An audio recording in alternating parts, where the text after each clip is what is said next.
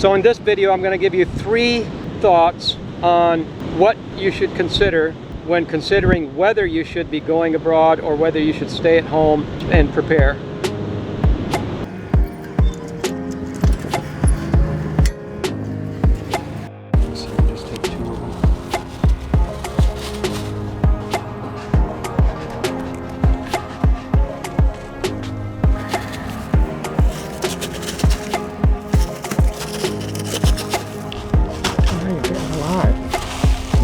It every day. Maybe.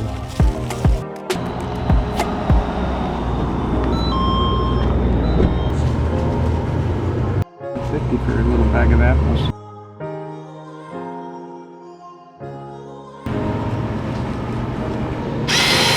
Why wasn't it?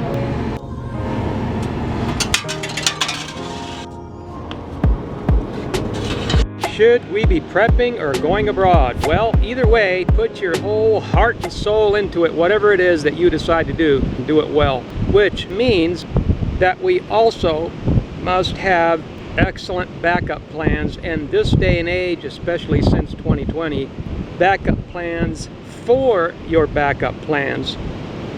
For your backup plans. You get my drift? We don't call ourselves preppers, but the ancient scriptures clearly tells us to be prepared, and there are many examples where it was a wise thing to do, to be extremely prepared. And being prepared is just being ready. And back in the day when I wasn't even reading or studying any scriptures, do you recall having a moment where you did something in life and then that didn't work out, and then later when you started reading the ancient scriptures, you were like, well, gosh, if I'd have been reading this, I wouldn't have done that thing, and I wouldn't have suffered it. Probably all of humanity can say that. And so it goes with being prepared. And being prepared, being prepper comes from the word to prepare. And prepare doesn't mean that you're expecting some crazy schemed thing that nobody can fathom. It's not the point. The point is that while we do expect the best, we expect the sun to rise tomorrow, but we are prepared in case something happens and it doesn't. Well, the next question would be, well, as far as being prepared, would going abroad be considered as being prepared? Well, pre-2020, I should say, it was a way to prepare because there were a lot of advantages, and there still are a lot of advantages to being abroad. But this day and age, ever since 2020, you know, we really need to be considering not being that lone expat, because when you're doing things on your own post 2020, what you're really doing is you're assuming that the systems that we have grown accustomed to depending on, the infrastructure, the everything that we do every day, like just simple things like buying food or having electricity, all of these things don't disappear when we go abroad, as far as needing to be prepared, you know, for the worst, but expecting the best. And so I'm not telling people whether they should go abroad or shouldn't.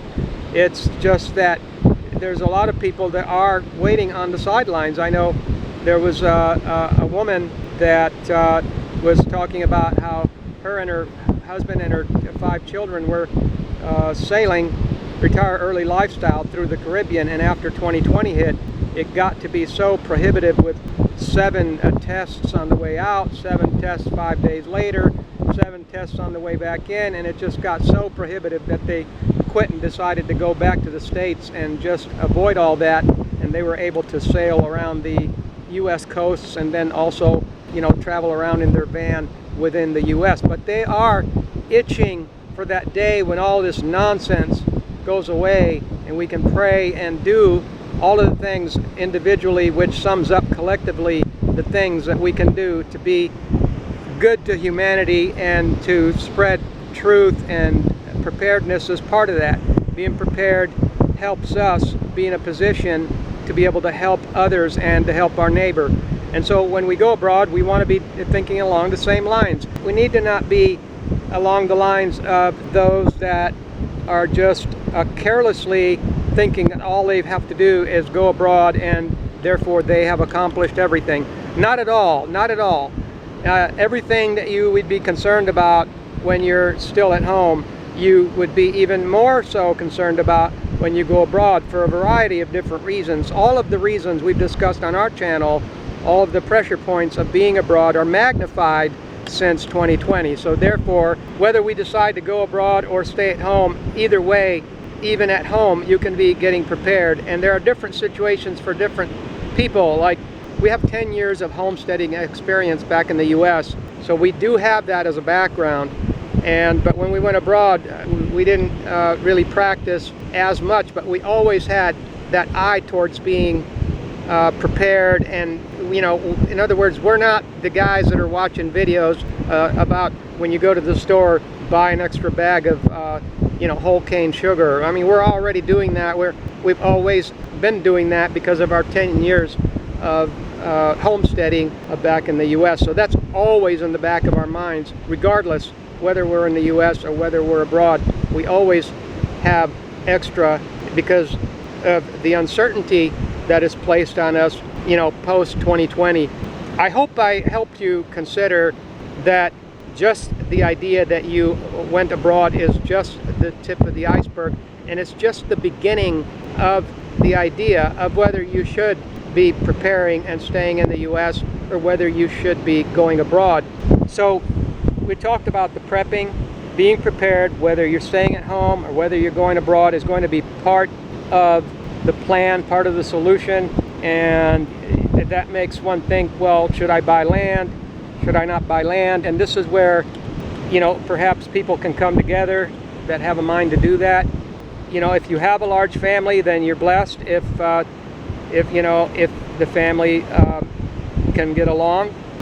And so we have to consider the times that we live in. And as much as we would like to say, well, you know, I'm hopeful and I'm praying that this will blow over, we really have no idea what tomorrow brings, and we must take it one day at a time.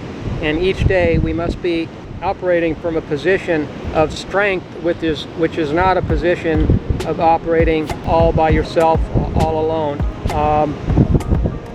You know, so people can pool their knowledge, they can pool their resources, they can, I say pool, they can come together and they can make something much stronger. From one, you can add 1 + 1 and you can make 2, and then 2 + 2, you can make 4. And there's no limit to the amount of abundance that can be reached when you look at the abundance of the earth and the abundance of the heavens. You see that there's literally no limit to what can be achieved. So I hope I've encouraged you to consider wisely what you want to be doing. I hope you got something out of that. Thanks for coming to the channel. Have a wonderful day.